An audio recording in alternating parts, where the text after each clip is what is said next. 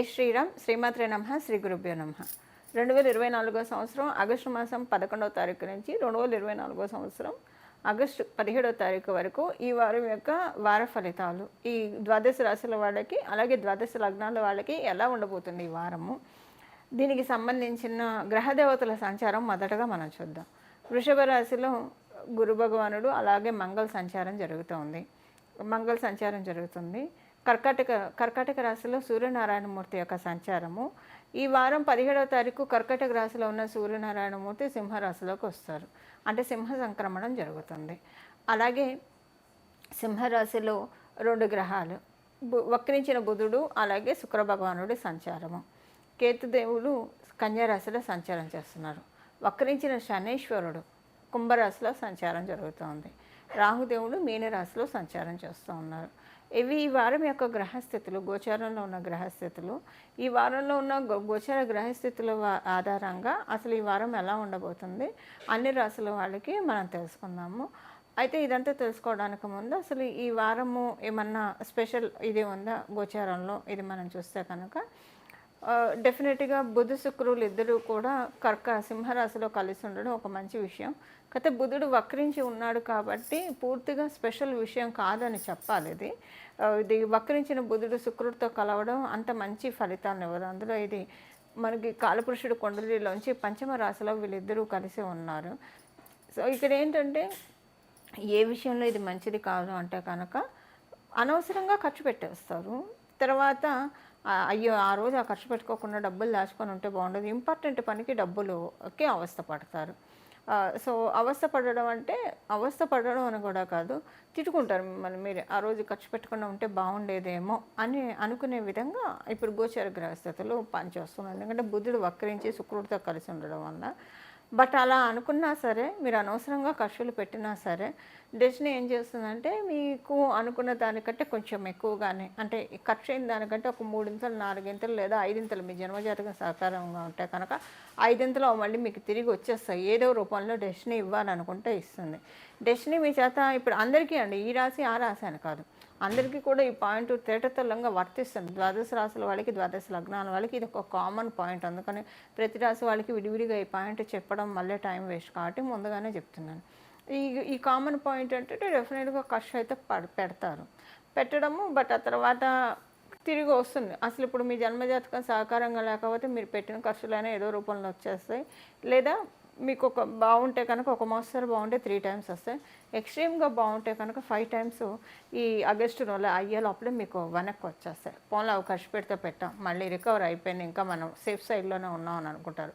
ఆ టైంకి regret feel అయినా తర్వాత సేఫ్ సైడ్గా ఉన్నామని అయితే డెఫినెట్గా అనుకుంటారు. ఇది యాక్చువల్గా ఇది విశేషాంశం అనాలా లేదా బాధ పెట్టే అంశం అనాలా అనేది మీ విజ్ఞతకే వదిలేస్తున్నాను. బట్ ఏంటంటే ఇది ఈ వారంలో చోటు చేసుకుంటూ ఉంది. ఇది బుధుడు వక్రించి ఉన్నాడు కాబట్టి అందుకని. కాకపోతే ఇది కొంతమందిని ఎఫెక్ట్ చేయదండి, అదెవరినో నేను మీకు చెప్పాలి. ఎవరైతే నిత్యం హరినామస్మరణ చేస్తూ ఉంటారో, ఎవరైతే నిత్యం శివకేశవుల నామస్మరణ చేస్తూ ఉంటారో, ఎవరైతే నిత్యం అమ్మవారి నామస్మరణ చేస్తూ ఉంటారో వాళ్ళకి ఈ బాధ అనేది ఉండదు. ఇప్పుడు ఒక బాధ తెలియకుండానే దీంట్లోంచి బయటపడిపోతారు. అదెలా అండి, బాధ తెలియకుండా బాధల నుంచి ఎలా బయటపడతా అన్న సందేహం రావచ్చు. ఇప్పుడు ఒక సర్జరీ చేస్తున్నారు అనుకోండి, దానికి పట్టకని ఏదైనా సర్జరీ చేసే ప్లేస్లో డెఫినెట్గా వాళ్ళు డిసెక్షన్ చేయాలి కదా, కత్తెరతో కోస్తారు కదా. మరి మనకి కాషియస్లో ఉంటే కోస్తారా? మత్తిచ్చే కదండి కోసి మనకున్న వ్యాధిని తీసేసేది ఎవరికైనా సరే సర్జరీ జరిగినప్పుడు. హార్ట్ సర్జరీ కావచ్చు, అపెండిసైటిస్ కావచ్చు, ఏదైనా కూడా నొప్పి తెలియకుండా చేస్తారు. ఆ తర్వాత కొంచెం నొప్పి ఉంటుంది.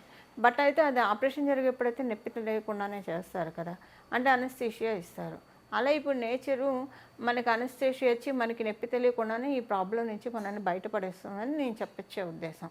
బట్ అనస్థీషియా అయిపోయిన తర్వాత సర్జరీ అయిన తర్వాత ఒక 1-2 డేస్ డెఫినెట్గా సర్జరీ జరిగిన తర్వాత కొంత నొప్పి ఉంటుంది, కొట్ల నొప్పి బాధ ఉంటుంది. బట్ ఆ డిసెక్షన్లో ఉన్నంత బాధ అయితే ఉండదు కదా, డెఫినెట్గా కొంతే ఉంటుంది. ఆ కొంతే ఈ గిల్ట్ అనమాట. అరే అనవసరంగా ఖర్చు పెట్టామన్న గిల్ట్, ఆ కొంతలోనే ఇది వస్తుంది.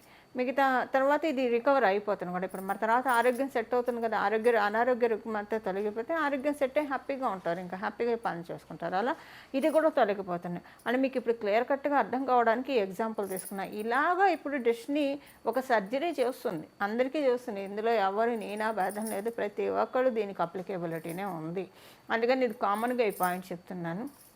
సో డబ్బు ఖర్చు విషయంలో, ఖర్చు కావచ్చు లేదా డబ్బుకి సంబంధించిన ఇన్వెస్ట్మెంట్కి సంబంధించిన విషయాల్లో కావచ్చు, అది ఏ రకమైనదైనా సరే, డబ్బు ఖర్చు అయితే గిల్టీ ఫీల్ అవుతారు, ఇన్వెస్ట్మెంట్ అయినా సరే అలానే అనుకుంటారు. సో బెటర్ ఏంటంటే ఈ టైంలో అనవసరంగా ఇన్వెస్ట్మెంట్లకి వెళ్ళకండి. ఆల్రెడీ మీరు స్టార్ట్ చేసేసి ఉన్నారు అనుకోండి ఇన్వెస్ట్మెంట్. సపోజ్ మీరు ఒక ఇల్లు కొనుక్కుంటున్నారు, మీరు టోకెన్ అడ్వాన్స్ ఇచ్చేస్తారు.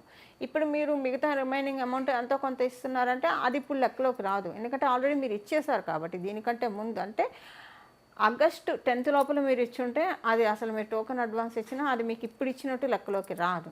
బట్ ఈ పర్టికులర్ టైంలో 11th నుంచి 17th వరకు అందరికీ ఒక డిస్క్లైమర్ ఏంటంటే, ఎలాంటి ఇన్వెస్ట్మెంట్స్ ఇప్పుడు కరెక్ట్గా ఇప్పుడే చేయాలనుకుంటే మటుకు వెళ్ళకుండా ఉంటేనే శ్రేయంగా ఉంటుంది. ఇంకా ఖర్చులు ఇవి అంటారా, ఇక మనకి అవుట్ ఆఫ్ హ్యాండ్స్ వెళ్ళిపోతుంటాయి ఒక్కొక్కసారి, అలా వచ్చే సమయమే ఇది. లేదా మీ పిల్లలకి సంబంధించి వాళ్ళు అడిగింది ఏదన్నా కొనివ్వడం వల్ల కావచ్చు, లేదా వాళ్ళ సరదాగా వాళ్ళు ఏదైనా ట్రిప్కి వెళ్తామంటే మీరు డబ్బులు ఇస్తారు, ఇచ్చి వాళ్ళు వెళ్ళొచ్చిన తర్వాత వాళ్ళు బాధపడటమో మీరు బాధపడటమో జరుగుతుంది. అసలు అనవసరంగా ఖర్చు పెట్టి పంపించాం, వీళ్ళని పంపించకుండా ఉంటే హాయిగా ఒకటే ప్రశాంతంగా ఉండేది అని అనుకుంటారు. సో గిల్ట్ అప్పుడు అలా వస్తుంది. సో గిల్ట్ అనేది రకరకాలుగా వస్తుంది, దానికి మూలం డబ్బు అవుతుంది. అది ఏ రకం అనేది మీ జన్మజాతకాన్ని బట్టి ఆధారపడి ఉంటుంది. మీ బేసిక్గా మీ జన్మకుండలిలో ఉన్న గ్రహ విశేషాంశాలను బట్టి ఆధారపడి ఉంటుంది. బట్ ద్వాదశ రాశుల వాళ్ళకి, ద్వాదశ లగ్నాల వాళ్ళకి డబ్బుకి సంబంధించిన ఒక గిల్ట్ ఉంటుంది. ఇప్పుడు మనం ఒక్కొక్క రాశి వాళ్ళకి ఎలా ఉంది ఈ వారం అన్న విషయాన్ని మనం పరిశీలిద్దాం. తులారాశి, తులా లగ్నంలో పుట్టిన వాళ్ళకి ఈ వారం మొదటి 2 రోజులు కూడా చాలా హ్యాపీ మూమెంట్స్ ఉంటాయి. మానసికంగా చాలా కూల్గా, కామ్గా, ప్రజెంట్గా హ్యాపీగా ఉంటారు.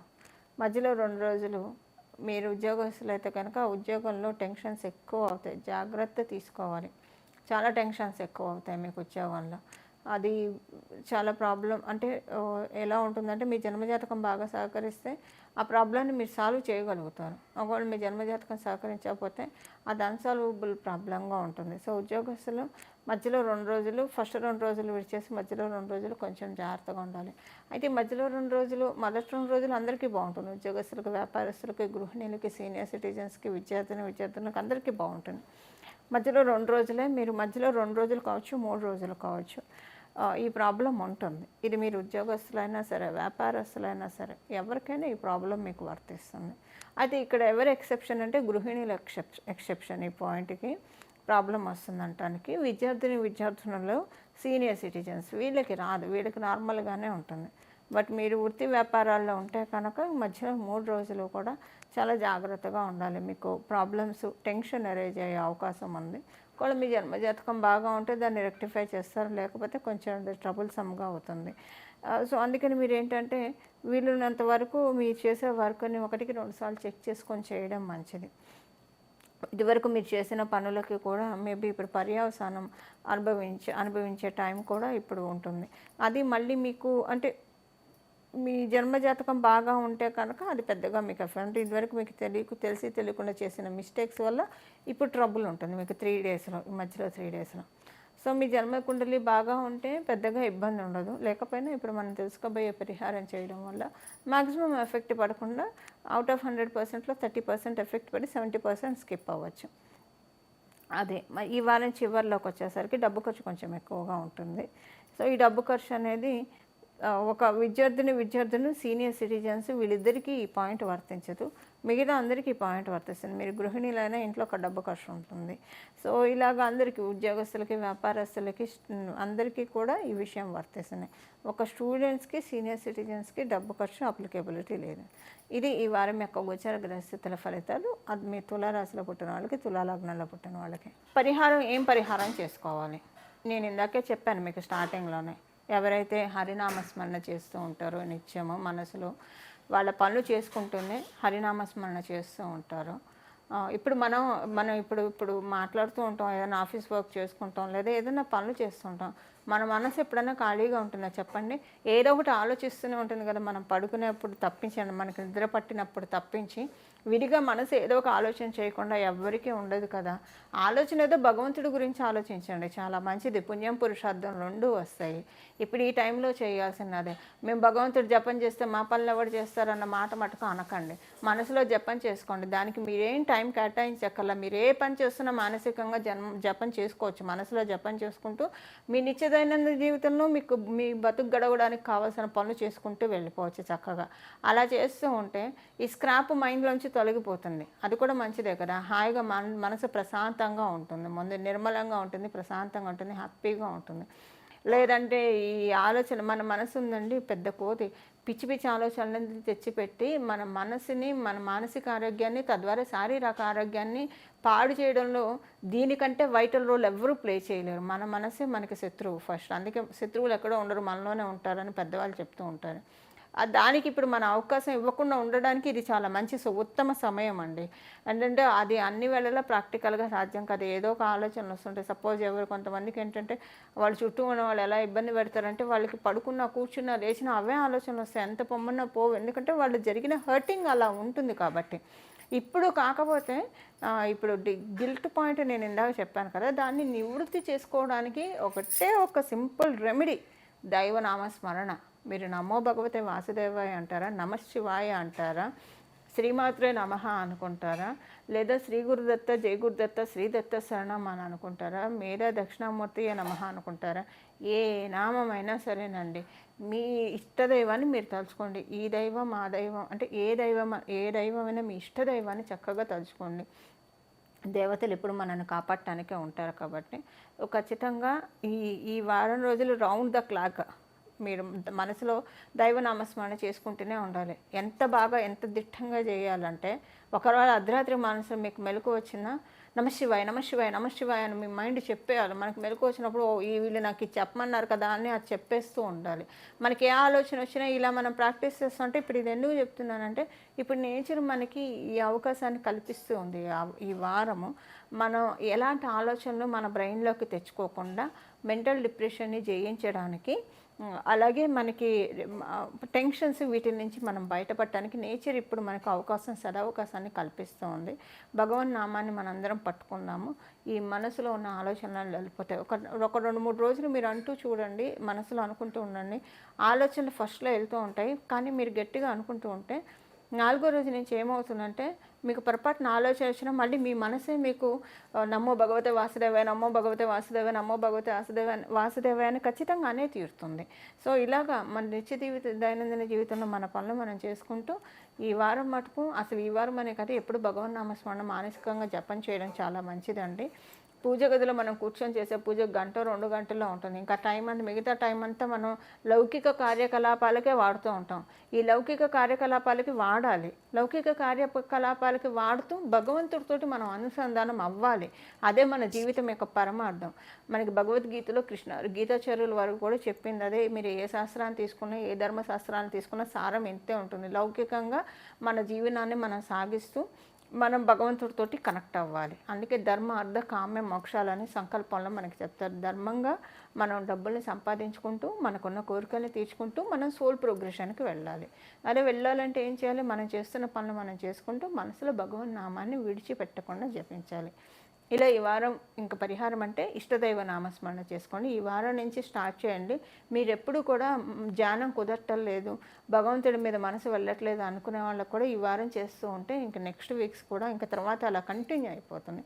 స్టార్టప్ చేయడానికి, తెరంగేట్రం చేయడానికి ఇది మంచి సమయం. భగవంతుడు అనే ఒక మణిద్వీపానికి మనం చేరుకోవడానికి అనుకోండి, ఒక వైకుంఠాన్ని మనం చేరుకోవడానికి అంటే వైకుంఠాన్ని చేరుకోవడం అంటే మన మనసులో వైకుంఠాన్ని ప్రతిష్ఠించుకోవడానికి, మన మనసులో కైలాసాన్ని ప్రతిష్ఠించుకోవడానికి, మన మనసులో మణిద్వీపాన్ని ప్రతిష్ఠించుకోవడానికి ఇది చాలా చక్కటి శుభ సమయం.